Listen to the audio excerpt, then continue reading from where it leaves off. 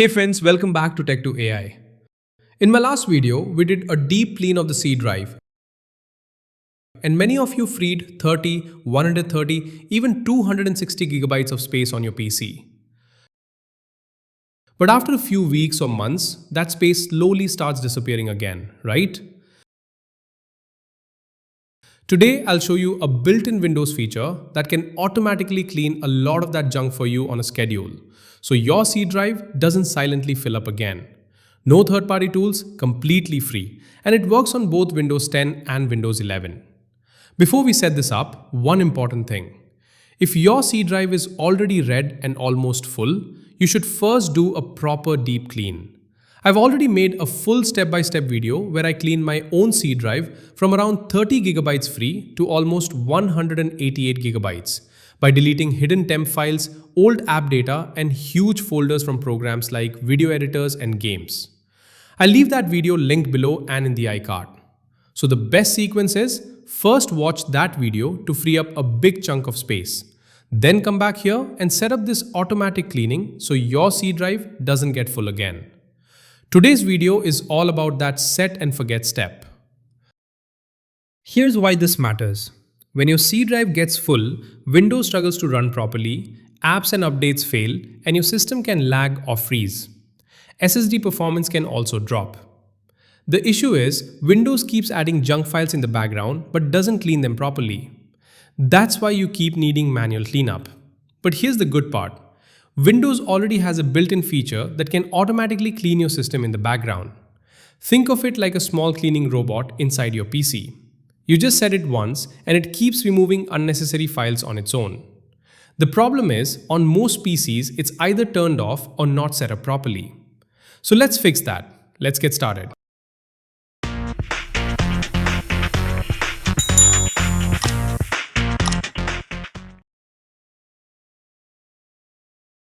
First, let's open the settings. Click on the Start button, then click on the Settings icon, the small gear. On Windows 11, you can also press Windows plus I on your keyboard to open settings directly. In the left panel, click on System, and on the right side, click on Storage. Now give it a few seconds. You'll see a breakdown of what's using space on your C drive, like apps, temporary files, and other categories. Scroll down a little bit until you see Storage Sense. Here's the important part. Instead of just flipping the switch and leaving the default settings, we are going to click on it and tune it properly.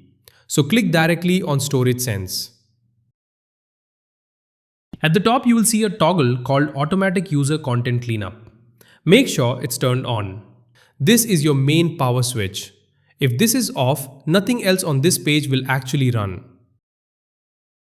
Now below that, you'll see a section that says Run Storage Sense with a drop-down. This is where most people get it wrong.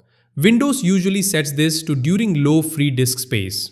That sounds smart, but actually it means do nothing until your drive is already almost full, and then try to clean in a hurry. By the time it starts working, you're already getting warnings and your PC is struggling. We don't want that. We want a regular, gentle cleanup on a schedule. Click on the drop-down. You'll see options like every day, every week, every month, and during low free disk space. Let me make this simple for you. Every day is overkill for most people. Windows doesn't generate so much junk in a single day that you need to clean it every 24 hours. Every week is best for people who use their PC heavily. If you do content creation, gaming, coding, or office work every single day, choose weekly. Every month is perfect for normal users. If you mostly do browsing, videos, and occasional downloads, monthly is more than enough. And during low free disk space is too late. This is like cleaning your room only when you can't walk inside it anymore. My recommendation is, if your PC is your serious work machine or you create content regularly, select every week. If you are a casual user, select every month. For this video, I'll select every month. Next, scroll down a bit until you see delete files in my recycle bin if they have been there for over a certain number of days. Normally, when you delete a file, Windows doesn't remove it permanently. It sends it to the recycle bin first so you can restore it if you made a mistake. This option tells Windows that if a file has been sitting in the bin for more than this many days, just delete it forever. Click on the drop-down. You'll see options like Never, 1 day, 14 days, 30 days, and 60 days. For most people, 30 days is a perfect balance. If you haven't needed a deleted file for a whole month, you probably never will. For this tutorial, I'll set it to 30 days because it's safe for most users and still saves a lot of space automatically. Now look at the next option. Delete files in my downloads folder if they have not been opened for over a certain number of days. This is the setting that can sometimes surprise people in a very bad way. Your downloads folder is not the same as the recycle bin. This is where your browser and many apps save installers, PDFs, bank statements, important documents, and project files you might need again later. If Windows deletes something from downloads using this rule, it doesn't go to the recycle bin first. It's just gone. No second chance. That's why you need to be very careful here. For most people, my honest recommendation is to leave this setting on Never. Instead of letting Windows randomly delete from downloads, create a folder called Important Downloads or move your important files to a different drive or documents folder. Once in a while, you can manually clean the downloads folder by sorting by size or date and deleting old installers you don't need. If you really want some automation and you know exactly what you're doing, the safest option is 60 days. But for beginners, keep this on Never and manage downloads manually. Depending on your Windows version, you might also see an option to delete temporary files that apps are not using. If you see it, make sure it's enabled. These are mostly safe to remove, and Windows will only delete files that are no longer needed by apps. Now that we've set everything up, let's run it once manually to see how much space we can free. Scroll all the way down and click on Run Storage Sense now. Before you click it, quickly check how much free space you currently have on your C drive.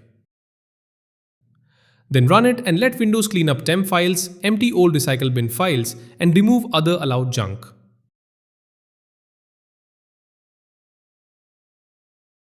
Once it finishes, go back and check your C drive again. You should see that the free space has increased. Now before we end, let me quickly share a few extra pro tips that can save you from the C drive becoming red again in the future. Most people don't realize this, but by default, Windows saves almost everything to the C drive. You can change that in Settings under Storage by choosing where new content is saved. If you have another drive like D, set documents, pictures, and videos to that drive. Also install big apps and games on another drive.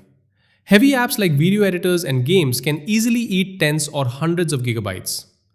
Always change the install location to another drive like D programs or D games. If you are a creator, move your video editor recordings and cache off the C drive. Many editors save large files inside hidden folders like app data. Change those paths to another drive so your C drive doesn't silently fill up again.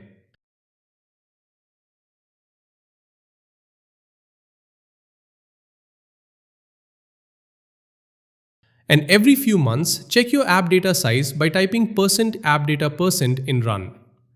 If you see something unusually large, don't delete blindly. First check inside the app settings for cache cleanup options. So let's quickly recap. We turned on Storage Sense, set a proper schedule, configured Recycle Bin Cleanup, protected the Downloads folder, ran Storage Sense manually, and added long-term tips to keep your C drive healthy. From now on, Windows will quietly repeat this cleanup in the background. Just remember, Storage Sense is perfect for regular maintenance, but it doesn't replace a full deep clean. If your C drive is already almost full, watch my earlier video where I show you how I recovered almost 150 gigabytes on my own PC. Use that first, then use today's method as your automatic maintenance. If this video helped you, tell me in the comments how much space you recovered. Like the video, share it with a friend whose C drive is always full, and don't forget to subscribe to Tech2AI for more simple and practical PC tips. Thanks for watching, and I'll see you in the next video.